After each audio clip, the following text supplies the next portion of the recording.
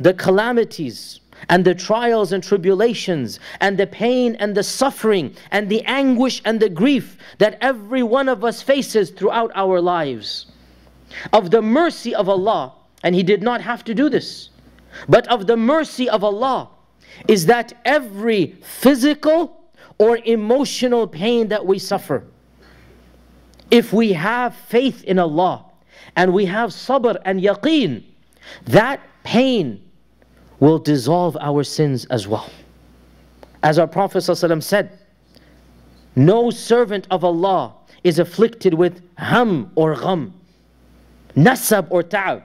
No suffering, nor anguish, nor anxiety. Because wallahi, sometimes an intellectual pain is more painful than a physical pain.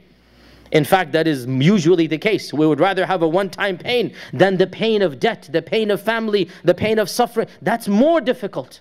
And our Prophet ﷺ said, never is an abd afflicted with any anxiety, any pain, any anguish, any grief, except that Allah will make that pain and anxiety and grief a kafara for his sins.